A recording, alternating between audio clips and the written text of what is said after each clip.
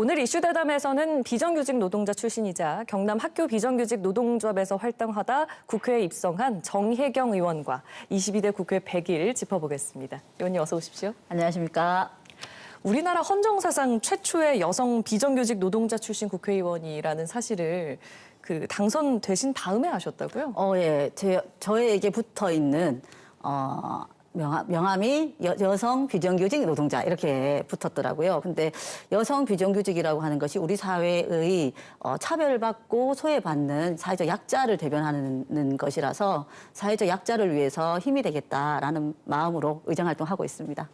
초선 의원으로서 22대 국회 100일의 성적표를 매겨보신다면 몇 점을 주실까요?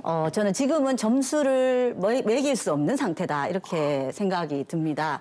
왜냐하면 그전에는 여야가 그냥 정견의 싸움을 했다라고 생각이 드는데요. 지금은 대통령께서 여야의 이런 의정활동에 거부권을 행사를 하고 계시고 실제로는 본회의에 인사도 오지 않는 불통을 하고 계셔서 사실 감시 감독하는 국회의 권한 자체가 지금 현재로는 정상적으로 부여되어 있는 상태가 아니다라고 생각하기 때문에 점수를 지금 매길 수 없는 상태가 아닌가라고 생각합니다. 반환점이 돌게 되면 한 번 더 또 모시고 질문을 드려봐야 될 것 같습니다.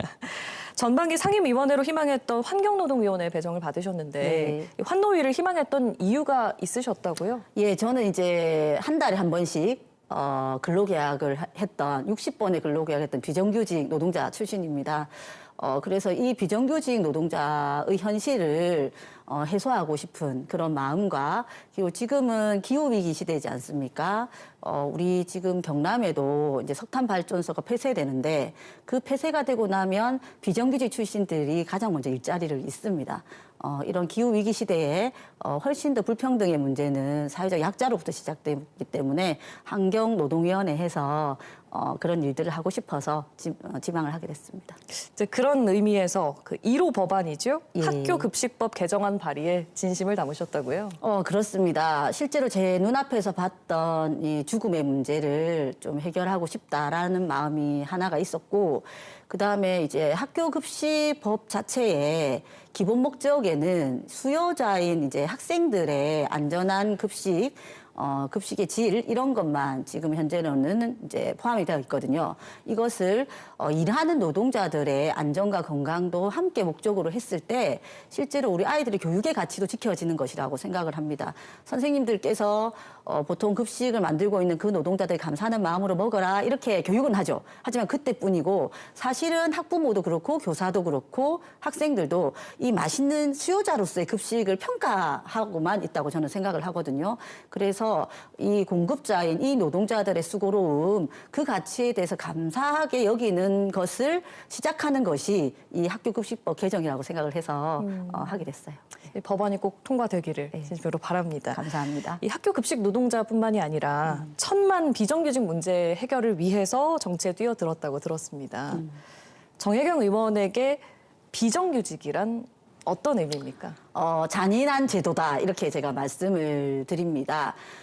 실제로 이제 유럽 같은 데 보면 청소 노동자와 의사 노동자의 노동이 월급은 비슷하거든요. 그래서 그 노동의 가치는 똑같다라고 여긴단 말입니다. 그것이 사회적인 문화인데 우리나라는 그렇지가 않아요. 노동에 대해서. 그래서 노동도 귀하고 또 이제 하찮은 것이 정해져 있는 이런 사회에 살고 있는데 사실은 의사의 노동과 그다음에 청소하는 노동자의 노동이 같다면 그 노동자들의 수고로움을 같이 귀하게 감사하게 여길 거라고 저는 생각을 하거든요. 거기서부터 출발이다. 그래야 비정규직 노동자들의 노동에 대해서도 감사하는 마음이 생겨야 이 비정규직 문제도 해결할 수 있다라고 생각을 합니다. 그래서 일상에서 우리가 생활을 영위하고 있는 이런 것은 모든 노동자들의 노동이 있기 때문이다라고 하는 그 감사의 마음이 우리 국민들 모두가 있을 때 이 비정규직 문제도 해결되지 않을까 이렇게 생각합니다. 네. 아마 이런 얘기를 해주는 국회의원이 있다는 사실에 많은 분들이 또 가슴을 또 쓸어내릴 것 같기도 합니다. 군소정당 내 교섭단체 완화 움직임이 불고 있습니다. 네. 진보당 차원에서도 지금 법안 발의를 준비 중이죠? 예, 그렇습니다. 지금 아시다시피 본회의가 열렸는데 여야 거대 정당 교섭단체만 사실은 시정연설을 했어요. 그리고 5석이 넘는 조국혁신당만 이제 했는데 저희가 소수 정당인 사실은 개혁신당과 이제 진보당 같은 경우에는 국민들께 우리의 정견을 발표할 수 있는 시간이 없었습니다. 그러면 사실 이제 이런 소수 정당을 지지하고 있는 국민들이 분명히 있을진데 그 목소리는 담기지 않아서 계속 여야 이제 거대 정당 중심으로 가게 되는 이런 이제 체제가 만들어지고 있거든요. 그래서 반드시 개혁을 해야 된다고 생각을 하고 있습니다. 네. 마지막으로 다음 달이죠. 22대 국회 첫 국정감사를 앞두고 있습니다.